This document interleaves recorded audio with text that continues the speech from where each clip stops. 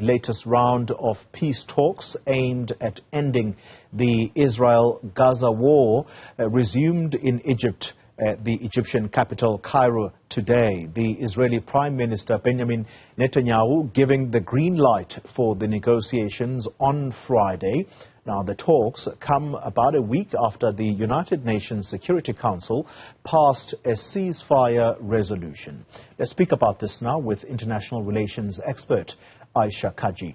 Ms. Kajee, good evening to you and thank you for your time. So, the climate around these renewed talks, they come on the back of that 25 March ceasefire resolution at the UN Security Council. In your view, do they stand a reasonable chance of succeeding this time around? Well, it remains to be seen, I have to say. Good evening to you and your viewers, Kuli. The UN Security Council resolution of last Monday has thus far been observed in the breach rather than been observed. So it's been breached repeatedly by Israel, as has the additional request by the International Court of Justice, that's the world's highest court, that Israel cease any activities that could amount to genocide. So Israel has not complied with these, and in the face of that non-compliance, and in the face of the 4 demands that Hamas has put forward on its Telegram account for Hamas to resume peace talks, the likelihood of these peace talks succeeding is quite slim. The likelihood of them going ahead, however, is fairly good. So the 4 demands that Hamas made were for an immediate ceasefire and a permanent one, for a withdrawal of all military troops, Israeli military, from the Gaza Strip, and that all those displaced to the south, most of them now currently in Rafah, about 1.5 million people, be allowed to return to the north and center of Gaza. And then fourthly, that aid be allowed in. As we know, there is a famine currently happening in the center and north of Gaza, and it is spreading. According to the World Health Organization, this is a man-made famine, and 4 out of every 5 people in the world currently facing starvation are in Gaza. Let's talk about whether you read anything special in the messaging here by Benjamin Netanyahu, and that is that he is the one who has given the green light for the negotiations to take place. This on the back of a relationship between Tel Aviv and the United States that is rapidly unraveling, perhaps if I could use that word. Do you think that Benjamin Netanyahu is able to withstand the pressure, given that their key ally, the United States, are the ones who have in recent days been talking about civilian casualties that are simply too high? I think that one needs to first look at not only the messaging coming out from the U.S., but the actual actions of the U.S. I'll get to that in a minute. Right now, what we're seeing is we saw earlier in the last week that Mr. Netanyahu said that Hamas's demands were delusional, especially and including the demand for a full military withdrawal and the return of people in the south, refugees in the south, to their home cities because their homes are destroyed in the north and center.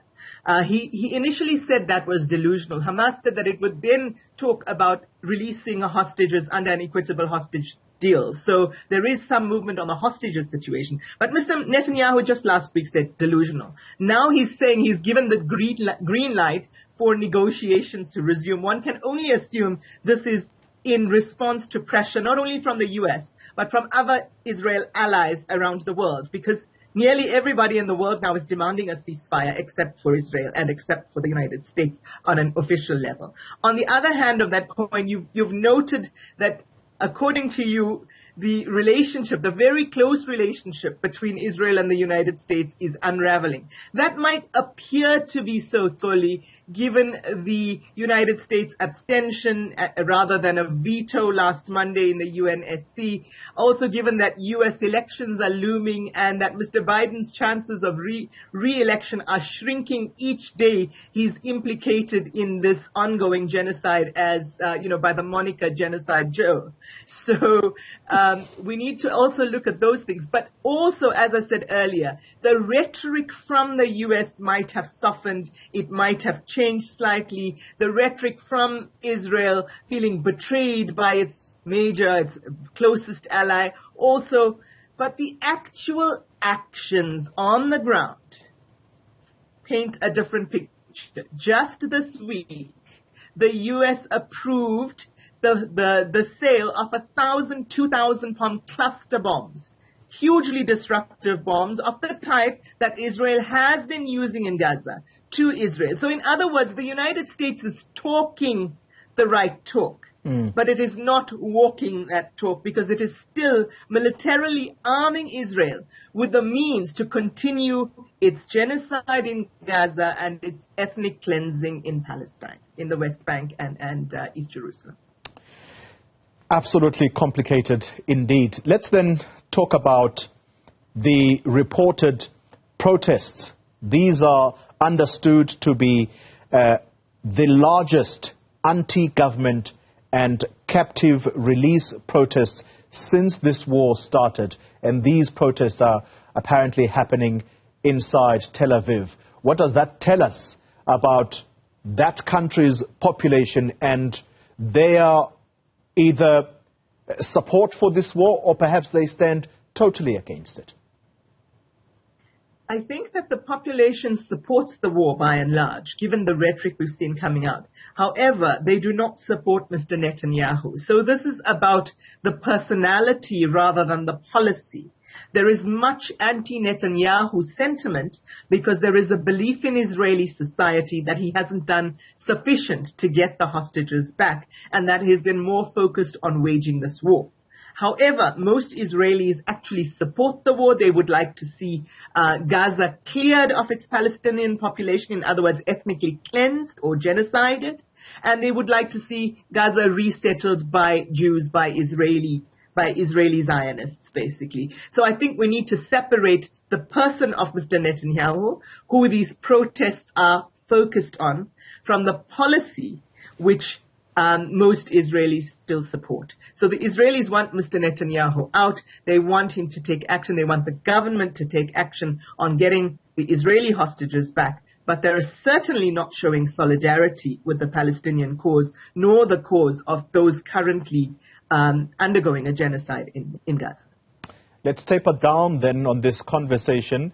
And while these peace talks begin in Egypt, the population in Gaza, the Palestinians who are in Gaza, over 1 million of them, they are not only facing the war, the continued war that is completely decimating that part of the world, but famine is taking hold as well, because there is now what is clearly becoming a visible picture, I think, for world leaders who simply cannot deny this now, and that is that food is being used as a weapon of war by Israel because of its stance to block the delivery of aid.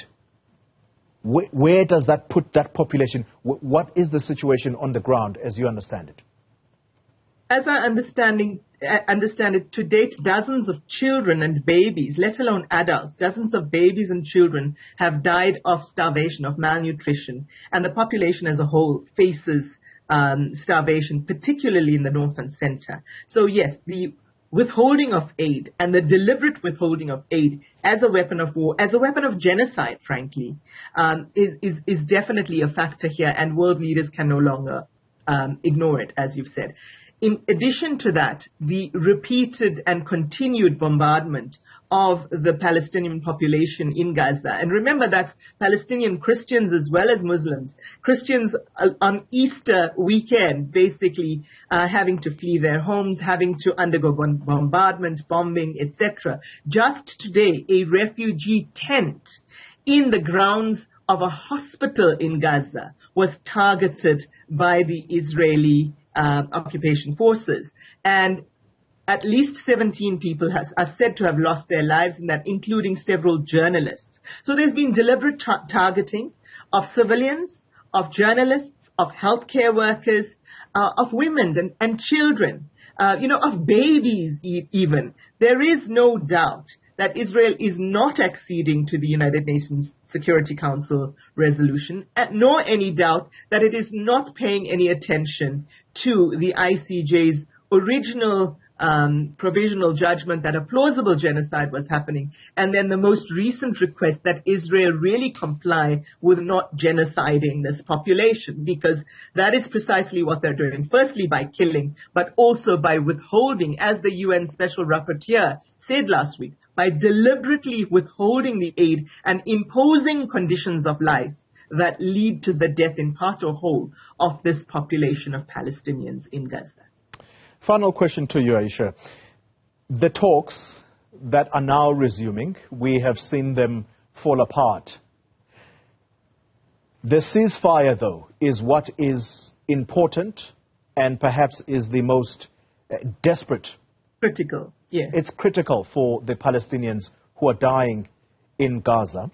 What will it take for Israel to stop or be made to stop the war in accordance with the UN ceasefire resolution?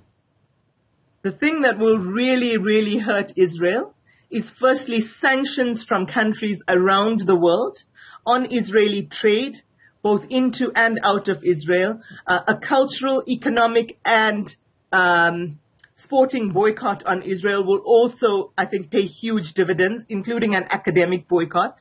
But most of all, the countries currently supplying weapons to Israel and financing Israel, most notably the United States, but also countries like Germany, like the United Kingdom, like France, and the European Union, they all need to stop the support for Israel. If they withhold military and financial support, tomorrow we will have a ceasefire. Ayesha Kajee, let me thank you very much for your time, international relations expert.